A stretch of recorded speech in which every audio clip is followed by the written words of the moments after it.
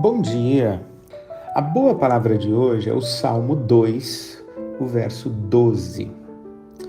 Beijem o filho para que ele não fique irado e vocês não sejam destruídos de repente, pois num instante acende-se a sua ira.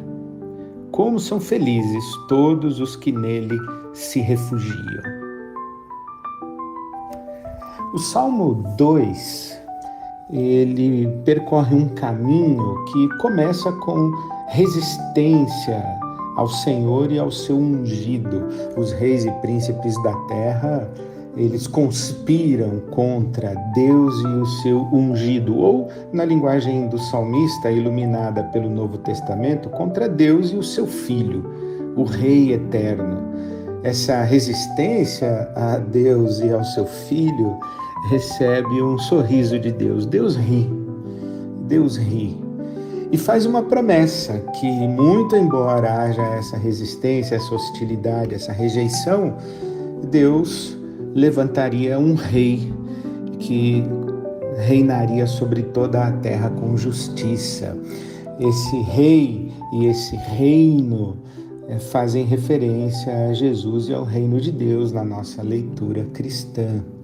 E o Salmo termina com um apelo para que esse rei, esse ungido do Senhor, esse ungido de Deus, ungido é o Messias, né? É o Cristo. Cristo e Messias querem dizer exatamente isso, ungido. Então o Salmo termina com um apelo para que esse ungido, para que esse filho seja reconhecido, seja acatado, seja acolhido. É muito bonita a expressão do Salmo, Deus dizendo a esse rei: você é meu filho, eu gerei você. Então tem essa figura da filiação e da realeza, né? O ungido é ao mesmo tempo rei e filho. E então termina o Salmo com esse apelo: beijem o filho, e como são felizes todos aqueles que nele se refugiam. Veja que importante a vinculação entre o Salmo 1 e o Salmo 2. O Salmo 1 fala que é feliz, é bem-aventurado quem medita na lei do Senhor de dia e de noite. E o Salmo 2 diz que bem-aventurado é quem se refugia no Filho. Então existe uma relação entre Deus e a lei, entre Jesus e a verdade. O Salmo 1 fala da lei, traduzindo, fala da verdade, fala da revelação de Deus. E o Salmo 2 fala do Filho. Mas veja que Jesus, ele diz na sua oração em João 17, quando ele ora por você e por mim, por todos os seus discípulos, Jesus diz assim: santifica-os na verdade, a tua palavra é a verdade. Mas ao mesmo tempo Jesus diz em João 14, eu sou a verdade. E o Evangelho de João começa no capítulo 1, que o Logos se fez carne. A palavra é encarnada. A palavra que é a verdade é encarnada. A lei de Deus é uma expressão da identidade, do caráter e da realidade divina.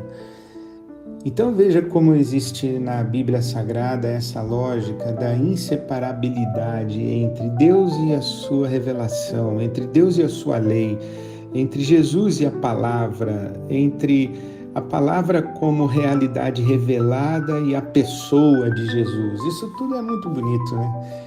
A gente se relacionar nessa perspectiva.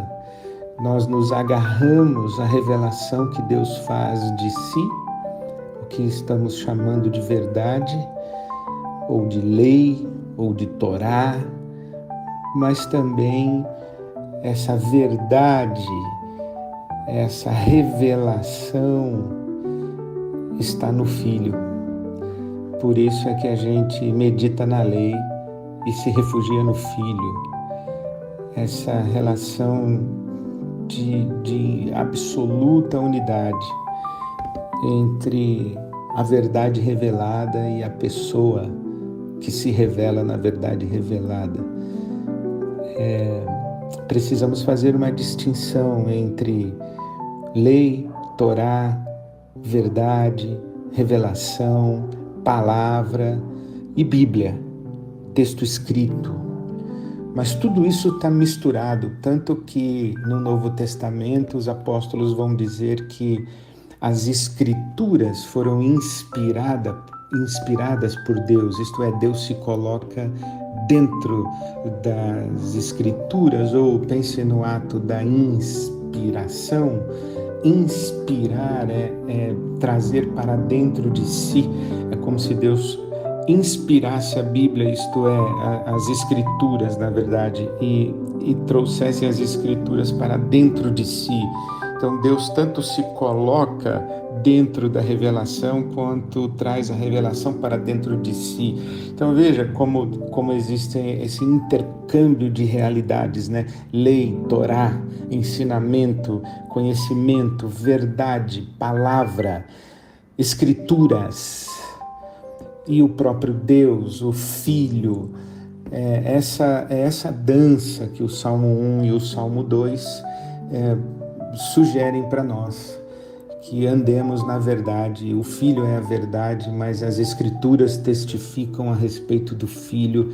Então, em outras palavras, você tem Jesus e a Bíblia e Jesus, você tem a tradição de Israel e a tradição da igreja e Jesus, e nós nos relacionamos na verdade, nos refugiamos, no Filho, no Rei, é nesse Filho de Deus, o Messias, o Cristo, o ungido, é nele.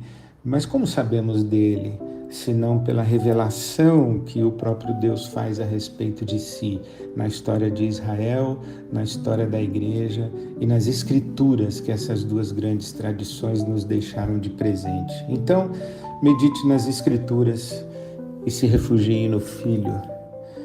Se você puder simplificar comigo essa recomendação, leia a Bíblia e converse com Jesus.